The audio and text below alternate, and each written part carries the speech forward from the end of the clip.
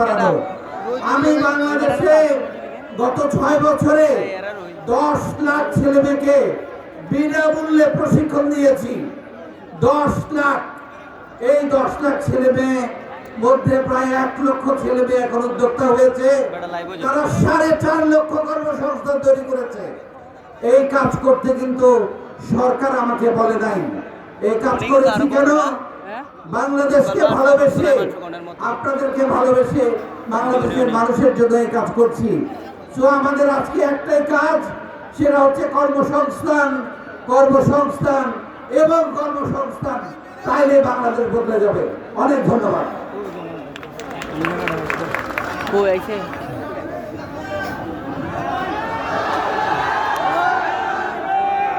অসংখ্য ধন্যবাদ জনাব ইকবাল বাহার, প্রেসিডেন্ট নিজের গণতন্ত্র একটি ফাউন্ডেশন। আমরা এই পর্যায়ে বক্তব্যের জন্য জনাব সোলাইমান সুখন, ডেপুটি চিফ মার্কেটিং অফিসার, জনাব সোলাইমান সুখন।